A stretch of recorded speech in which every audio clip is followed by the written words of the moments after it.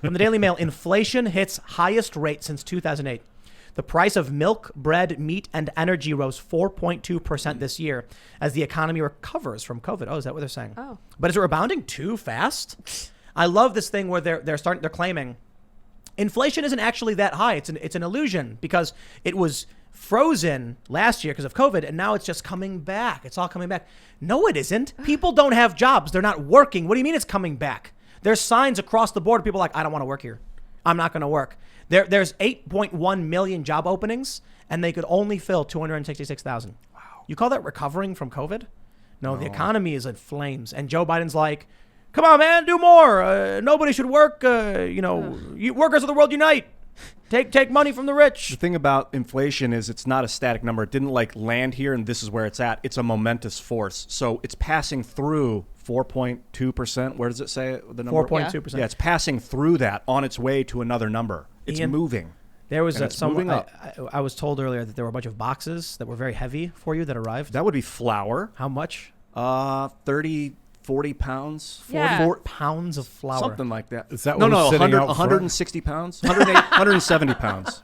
Why did you buy that? Because you can freeze it and it's available. Now, so I to be figured fair, get it now before there's a run on it. I have a really important side note about this. Also, Do you want to know organic. who moved these boxes of flour It was you, Lydia, this wasn't it? afternoon? It was you. Lydia. Lydia picked them up. Thank you, for Lydia. you. There's pumpernickel flour. We'll make Ooh, some I'm excited. pumpernickel What are you bread. doing? I demand flour. I And, parked in the parking lot and walked right past 10 boxes from you. Oh, that was a Oh, beans and snap. rice. Sorry. That was beans and rice. Sorry. So we're getting prepped. So yeah. we are, but I do want to clarify. Yeah, it sounds like a lot that Ian bought, but there's like 14 people that come through here. It's we'll a business. burn through 5 Yeah, and so pounds in like we're not 2 we're not weeks. actually buying bread from the store. We don't do that. Ian just starts a loaf of bread with fresh ingredients every day. So good. You get about 5 or 6 days out of it. If Everybody eats it within modern 2 conditions, days. it's just Yeah. spongy. I There's- challenge you to ditch the bread maker, my friend. I did. For the first 4 or 5 years I made bread, it was out without a bread maker. It'd be hands on the bread, using my own body heat to warm it up as you yeah. press into it. Definitely. But it would take 2 to 3 hours. It's a lot of fun. You got to let it rise and do this thing. On election night 2016, I made baguettes that night throughout the election. Man, they were. Well, so we're not doing a segment on bread. Oh, sorry. We're just talking Sure, that's about fine. inflation. inflation Rising, and like panic bread. buying. Yeah. Oh, yeah. So There you go. I don't think it's fair to say it's panic buying when everyone decides to go get gas at the same time. It's not a panic. If you're like, oh man, what's going on in the news? I'm at half a tank. I better top off because I got work tomorrow. Common sense. That's just like normal things. But there are videos of people doing. There's a video of like a guy with a bunch of plastic bags full of Yes. gasoline in his trunk. Do you see this? I did. Tied off. And then what is it? The product Bless consumer America. safety. Twitter was Yes. like, please do not fill up plastic Oh my bags with gosh. gasoline. I can confirm I did not panic buy the 150 pounds of flour. Okay. I just saw that it was available and thought, what a boon, what a luxury that I have as a human to have access to 150 pounds of Yeah. organic white flour. I want it now. I can freeze it. It'll last for years and years. Get it. And then I realized after, well, if there's a panic run, those things become, you can only buy 4. You can only buy 20 pounds of it now. So I'm glad I got it now. So that's kind of like panic buying, dude. But I wasn't in a panic when I bought it. I just thought No, it's a good deal. That's the issue is that when the prices start skyrocketing and inflation is going up, people are like, okay, look, I got $10 right now. Tomorrow, it's going to have the buying power of $5. Then, I mean, honestly, the $10 today is the buying power of like less than a cent. The $10 is like borderline worthless compared to 100 years ago. So people are like, I better spend the money now because, I'm not going to be able to buy anything with it tomorrow. So then everybody says, all right, bread, milk, energy. So what are people doing? They're buying tons of stuff. This causes product shortages and it causes more inflation. It panic. works both ways, too. Imagine you're a guy that's got a warehouse full of stuff. You can sell it today for 10 or tomorrow for 12. There was a Craigslist post that went viral where somebody was like, a couple weeks ago, I bought a bunch of gas for, my machines or whatever, $16 a gallon, come by and I'll top you off or something like that. People are hoarding gas now and trying to exploit the crisis because sometimes you got a lot of people who are just bad people, Is that a bad person, or are they providing liquidity in a time of crisis, which is a service that people want because they're freely engaging in the buying and selling of that commodity, which they could not get anywhere else except for that price? This is the same concept behind Uber surge pricing, which I fully support. I've gotten totally screwed by it. I've paid $200 for a $20 cab ride before because there was no other cars and it was a surge time. But I paid for it because why? It's It's not the only way to get the car. I wouldn't say it's exactly the same thing, right? Going to a gas station when you know there's gonna be a crisis and buying as much as possible to then resell it right off the bat, I'm not a fan of. In some areas, people complain about price gouging on like water, right? There'll be a storm, and then someone will be like $5 for a bottle of water, and I'm like, that's fantastic. You know why? If you buy a bunch of water and drive it into a disaster, you're taking risk. You're buying things. You can sell it for what you want to sell it for. That's different. That's the same as the guy with No, the it gas isn't. who took it back to his house. He took on the risk. That would be going to the gas station right before the hurricane hits, buying all their water, and then standing outside being like, now it's $5. That's not providing a service and alleviating any tensions. That's exploiting the crisis. If you're so when we saw people they got in trouble because they brought water into disaster areas and sold it for like $5 a bottle. And I'm like, there'd be no water there. Somebody decided to drive into the disaster, taking risks to bring water to these people. It costs money. Taking water from the store and then going outside and doubling the cost of it, you're just exploiting people who are in a crisis. Sure. I'm not sure. Fine, I guess if you're a capitalist, you're probably like, but that guy with the gas could have been taking it 100 miles away to a place where they didn't have any gas. You don't know that. We just don't know. Seeing videos of people filling up like laundry tubs with gasoline. Look, as somebody who went to the gas station twice today to make sure I had a full tank to drive round trip all the way out here and make sure I can take my kids around school tomorrow and whatever, I was thinking maybe I should have trash bags full of gas in my car too. because if I can't take my kids places or I can't pick them up, then I don't get to see my children. The difference is you're not filling up trash bags of gas to then resell for 5 times the price at the same location. Okay. You got to wonder, when does it become predatory, I guess? Because there's nothing wrong with marking up your product if someone needs it. You know, like if the story of the umbrella salesman that will sell the umbrellas for $1 until it rains and then they're $20 each or $10 each. That's fine. And they still sell all the umbrellas. That's you know? fine. Same with water. When there's a crisis, you sell the water for a markup of 500%, whatever. I'm saying that if you walked into Walgreens and bought all their umbrellas and then stood outside because you knew it was going to rain and then sold them for double the cost, I think that's screwed up. Yeah, that's actually illegal in the stock market to buy out an entire service and then relist it at a higher price. I'm just saying, like, you know that, like, you're taking advantage of people. You're not providing anything for society. You're not producing. You're literally standing in front of the store selling what you just bought and stripping money away from people because they're in need. I'm not a fan of that. I'm not a fan of people who produce nothing and then can take away from people who do work. I think it's funny because I don't think that should be a left position, because I'm pretty sure Trump supporters are very much in favor of protecting workers' rights and their right to own property and freely trade and all that stuff. Freely trade and so I'm not saying they can't do it. I'm just saying I think it's screwed up. I wouldn't do it. I don't think it's illegal to resell gas for what was like $3 a gallon. It's $5, 5 times as much, $16 a gallon. I think that's screwed up to do. Yeah, I think it's exploiting people, but if it's illegal, it's illegal, I guess. I don't know. I'm just saying, if he brought the gasoline to some place and he was like, look, I had a tank for this reason, I'm going to bring it into this area. If you bought a bunch of gas in West Virginia where there's gas and drove it into North Carolina and sold it for $16 a gallon, I got no problem. You're bringing a product to people who are in desperate need and you're taking a risk. You can charge whatever you want for it. It's yours. If you're buying it from the gas station and then going, all right, now if you want gas, I got it all. I'm like, dude, screw you. You know? That's messed up. I think Michael Brown was doing that with cigarettes. Part of why the cops. He was selling Lucy's. It's different. So he would go into the store, buy a pack for $12, and then he'd come out and sell me for $1 a piece. Isn't that what he was doing? That's not Michael Brown. Michael Brown was trying to steal cigarillos or something.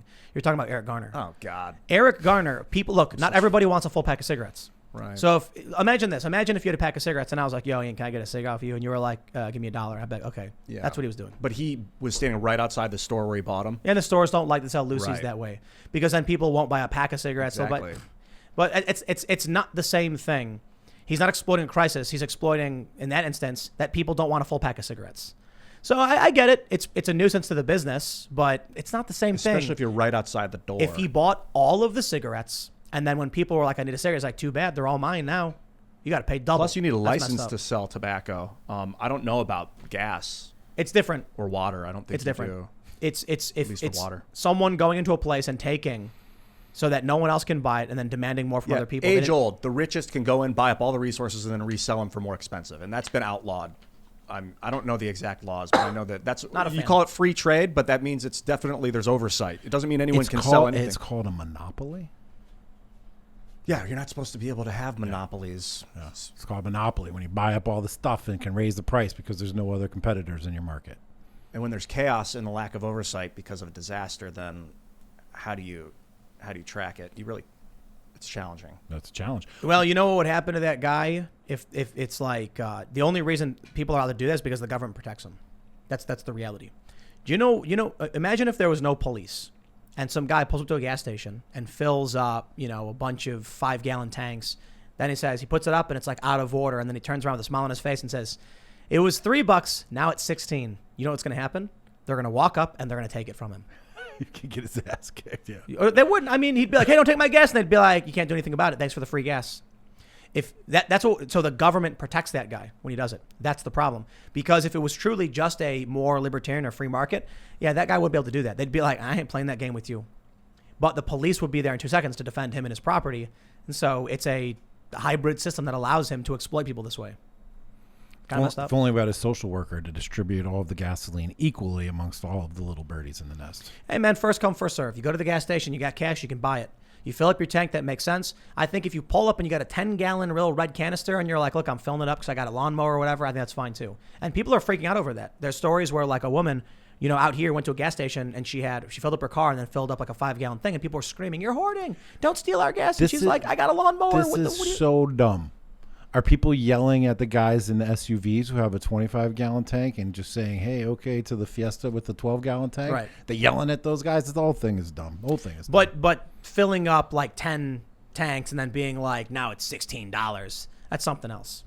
So I'm kind of like, maybe we need to get rid of the police in that regard too, because then people wouldn't do it because they'd be worried about their neighbors. Right now, the cops protect them. If you actually had to worry about upsetting, offending, or wronging your neighbors, law is less relevant.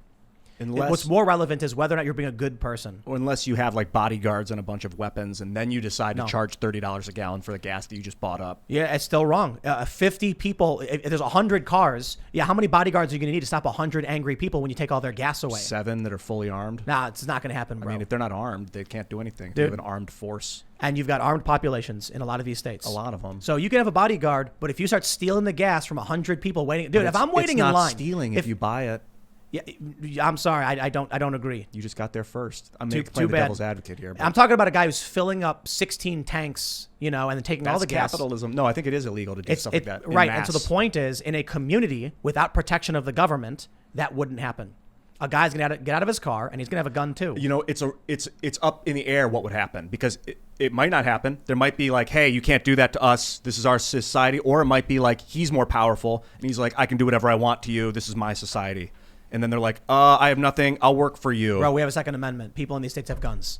You can have 10 bodyguards, but if 100 people got out of their cars and they're screaming, I don't think those bodyguards might stick around for much longer. It's not so simple, man. The only reason people are able to do these things is because the government protects them when they do it. Otherwise, they would be terrified of the riotous mob that's coming to basically take their stuff. I think it's more who has the most force. Not the government. Almost like if someone back in the day had all the money and wanted to buy up all the resources and hire all the military, and there was no government, then they would be the new government. Sort of, in a lot of ways, but they still have to deal with death and conflict from people who resist. Now there's a monopoly on violence the government has, and they allow people to do this stuff. And regular citizens won't do anything about it because they know they can't, because the cops will come and shut it down and the courts will shut it down.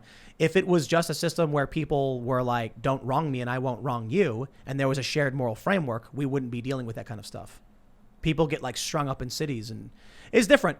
We need a rule of law. We need fair and just courts. Now what we're dealing with is everybody who hates everybody else or doesn't care, completely indifferent. And so they're like, "I don't know you. I don't care about you. I don't care if you're sick. I don't care if you need insulin. I'm going to take and I'm going to keep." So now everyone's just every man for himself. And you can't function that way. It's funny because the left are collectivists, but they don't actually care about the true collective, like the country, the community. So they claim to be, but they're only collectivists with their tribe who try to seize power from others. Whereas conservatives are collectivists in the sense they believe in the nation. Not every conservative, I guess, but most conservatives are nationalists. And so that's about we as a country working together, agreeing on certain things, functioning together, having certain respect for each other and letting people live.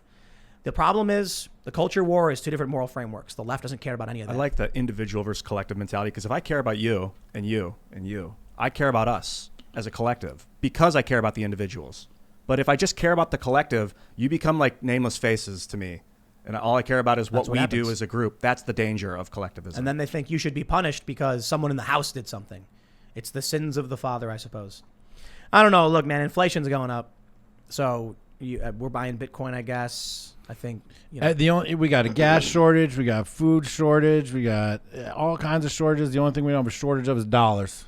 Dollars out there. We got too much dollars. Chasing everything everywhere. And, you know, the sad, scary part is that MMT, modern monetary theory, is making headway into the government. And somebody somewhere up there right now is saying, oh, inflation's going up. Well, the way MMT prescribes to deal with inflation, how you do that? Raise taxes, baby.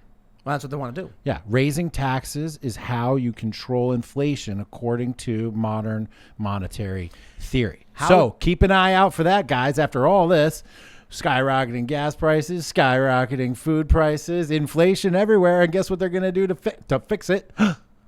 Raise your taxes on top of it. Yeah, because they have to compensate for the fact they're printing money like crazy. They got to soak it up out of the economy. Yep. Yeah, the U.S. is rotten. It's buy Bitcoin. It's rotted to the core, and it's falling apart, and it's getting worse every day. And the scary thing is watching what we talked about last year happening right now. It's all happening. We were all saying the bill will come due on the mass printing of this money. Yeah. And I said, look, if we printed the money and gave it to everybody, at least we're borrowing from ourselves. If they were like, we're going to print, $3 trillion, and it goes evenly amongst all Americans to tax-free to engage in commerce, I'm like, it's going to cause inflation, but at least we're borrowing the money from ourselves. The problem there is a lot of people who don't work compared to people who do, but there's a pandemic, and we agree we're going to work with each other, and we're a country that must survive and work together. I accept these things. They didn't do that, though. They were giving it to big businesses. I first came on the show, in February of 2010? January 2020, yeah. And we've been talking about this. We've been talking about what happened through Corona. We've been talking about what would happen if Biden took office. We've been talking about all these things. And all the things that we talked about are actually happening and worse. And I still can't believe it, even though we talked about it, predicted it, said it was going to happen, and now it's actually worse. I should have bought Bitcoin. It's the beauty of physics, man. You calculate where the ball is going to be when you throw it at that velocity in that direction, and it lands there. And that's basically what we did with this economy. I mean, it's blatantly obvious that if you print money in May of 2020, that in February of 2021, you're going to see an inflation spike. Thanks for checking out this clip from the Timcast IRL podcast. If you want to see the full show, come back to this channel, youtube.com/TimcastIRL, Monday through Friday at 8 p.m., where you can leave comments and super chat, and we actually will read your comments on the show. Don't forget to like, share, subscribe. And if you want exclusive members-only content, segments you can't get anywhere else, go to timcast.com, become a member, and we even have full bonus episodes. Thanks for hanging out, and we'll see you all next time.